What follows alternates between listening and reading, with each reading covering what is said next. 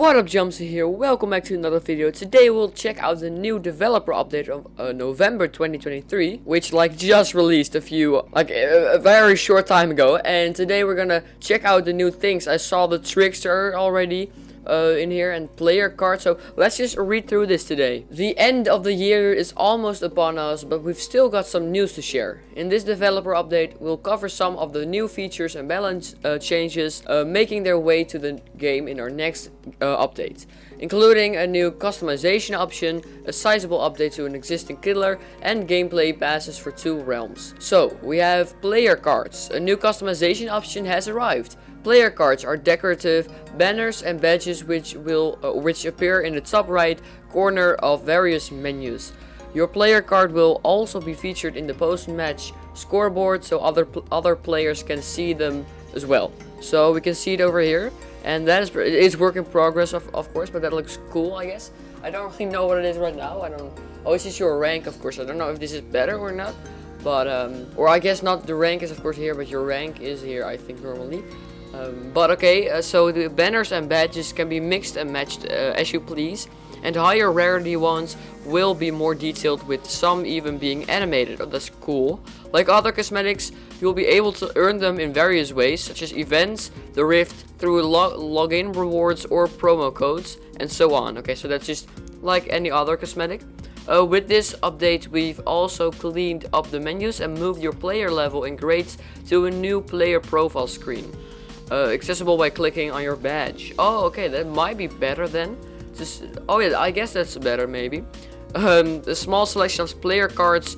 A small selection of player card options will be available starting with this update, but you can expect to see a wider range of choices appearing over time. Yeah, I get that. They have to start with a little, of course, a little bit. But I guess that's maybe good. I don't really know if I like it too much, but you know, we'll see when the update releases. Then we see the Trickster over here. The Trickster, when he's not working on his next album, he's following his other passion, throwing a boatload of knives at survivors. In this update, we are aiming to address point of frustration for both sides. For killers, many feel like the Trickster doesn't quite stack up to the other ranged options. For survivors, dodging blades could feel inconsequential since so few would injure you, making it feel unavoidable. That's so true, by the way. But we'll be making a series of balance and quality of life changes to our resident rapid fire ranged killer. Yeah, it's just the Trickster is like I don't know, dude. It's like to play against. It feels so spammy and not very. I don't know. It's just not very fun. But maybe they'll change it. I doubt it though. Rapid fire. The Trickster's fast-paced attacks are what set him apart from other ranged killers, so we wanted to focus on this rapid-fire machine gun gameplay for this update. Okay, we asked ourselves what's better than throwing a bunch of knives. Answer: throwing even more knives. The Trickster now throws 4 blades per second instead of 3 per second by default, and his throw rate no longer increases with each blade thrown. Wait, oh, so it doesn't increase. Oh, that's actually maybe a very good change. Now, like, standard is 4 per second, but it does not increase anymore. To keep this feeling fair for survivors, we've also increased the laceration meter to 8 hits instead of 6. That's better, I feel like. As well as decrease the time before it decays to 10 seconds. Before it was 15 seconds. Yeah, I feel like these are actually quite some good changes. This means that the laceration meter will fail at the same rate as before, but successfully dodging blades will be a little more rewarding. Lastly, recoil when rapidly throwing blades can be tricky to deal with, particularly for those playing with the controller. Therefore, we have removed recoil entirely. I have never played a Trickster, so I don't know if there even was recoil on throwing blades, but I guess there was. So okay, that's annoying. So yeah, so that's gone now, which is I guess is nice. Maybe for Trickster mains or Trickster players. I have no clue. I never played Trickster, of course, but so I guess that's maybe good. This will make your blades easier to control, making them more skill dependent. The downside, you won't be able to blame the recoil for that blade you missed. Okay, well, that's I don't really know what I feel about or think about these changes, but I feel like they're better now. Maybe we'll gonna have to find out about that in the PTB, I guess, or when the update releases. Fast-paced. To complement his quicker throws, we've also reviewed the Trickster's moving speed. The Trickster now moves at 4.8. Wait, really? Oh my god, that's actually really interesting because this is, oh my god, so he is just a normal speed now because this puts him on par with other fast killers. Yeah, that because 4.6 is, I'm pretty sure, the standard movement speed, and it was 4.4. He was a slow ass killer, but now he's actually just normal, so that's scary. And as a result, the Trickster's terror radius has been increased to 32 meters. Okay. So, well, I don't really know how I feel about that if I like playing against the Trickster, but he did feel really slow. He was really slow. So, this will not only help him close the gap during a chase, but it also oh my god, but also spent less time traversing the map looking for his next target. Yeah, I guess that is true, but I mean, you also, yeah, okay, that's kind of true. Combined, these changes will leave the Trickster feeling much more agile and fast-paced. Then we have the main event. Main event allows you to throw even more blades even faster. However, this required you to hit quite a few blades to activate first, taking several chases to charge up. This made it feel fairly rare for the killer. That's true, yeah. Especially if you play against the Trickster, then it almost never really happens, unless of course after a while. But also made it a little frustrating if you happen to be the unlucky survivor to be caught when it was finally activated. As a result, we are making the following changes. Main event now requires 6 blades. Just 6 blades to charge. Wait, 6 instead of 30. What? That's like nothing. So now, wait. So let's see. Yeah, so you need 8 hits. So almost an entire hit. Then you already have the main event. I don't know if that's a little bit too strong. Now, I can also read here over here. Main event's duration has been reduced to 5 seconds, but still, like from 30 to 6, that's maybe a little too much. I don't know for sure, but I feel like that may be a little overpowered. But we'll find about that when the update drops, of course. These changes will make main events available much more often. I'm sorry that I read that really weird. These changes will make main events available much more often, but require the killer to use it strategically to take advantage of it. Well, again, I don't know if this is smart. We'll see, I guess. Add-ons. Lastly, we have reviewed the effects of a handful of his add-ons. You can pause the video right here or go to the thing yourself, but I'm not gonna read this because I don't really care, to be honest. But yeah, you can just pause the video if you want. Then we have made for this. Oh my god, it's made for this. Finally getting a nerf. Even a small speed boost can make a big difference in the right hands, making some survivors very difficult to catch. Yes. Since made for this, it would activate as soon as the survivor became injured. This perk would often be unavoidable. To make this fairer and create opportunities for killers to play around it, we've added an additional condition to the haste effect. After healing, another survivor gained the endurance status effect for, yeah, okay, this is unchanged. While you're affected by deep wounds, you run 3% fat.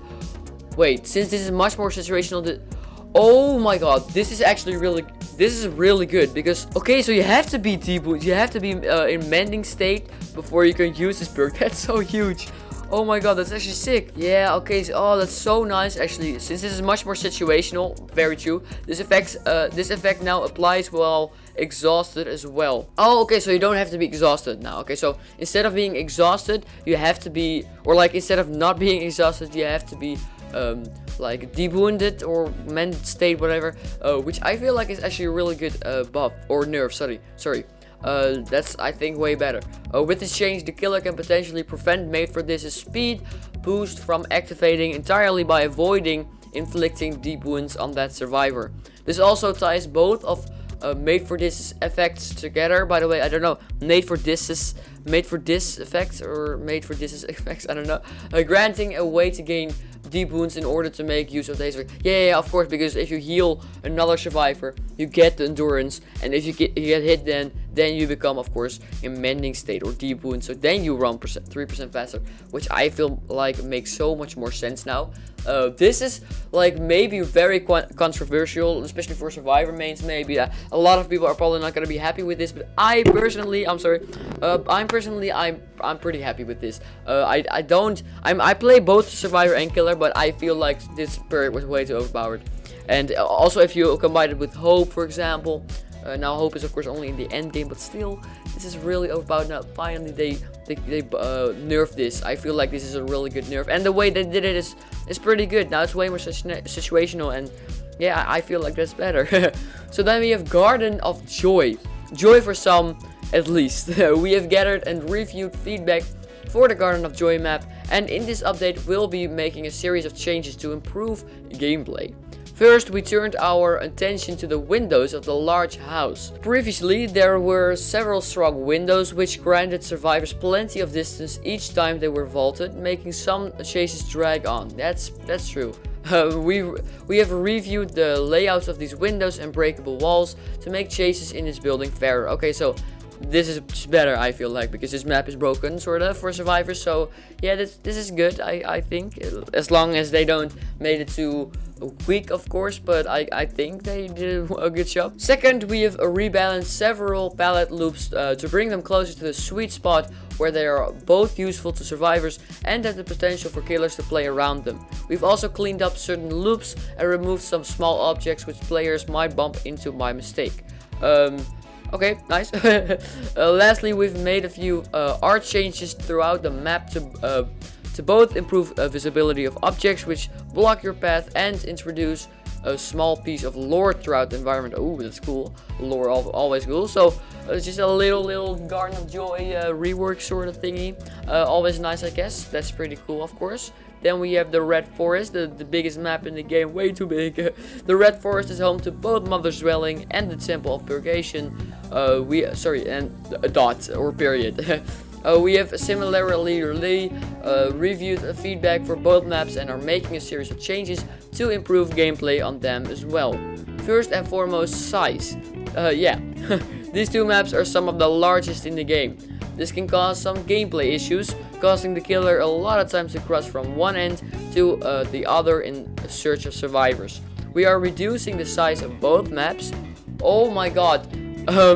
Of both maps to bring them more in line with the rest of the realms. Dude, I am genuinely so freaking happy about that. I played like so many on Red Forest, or I guess Mother's Dwelling or the Temple, and the maps are way too big. It's just so annoying for killer, because like it's so annoying.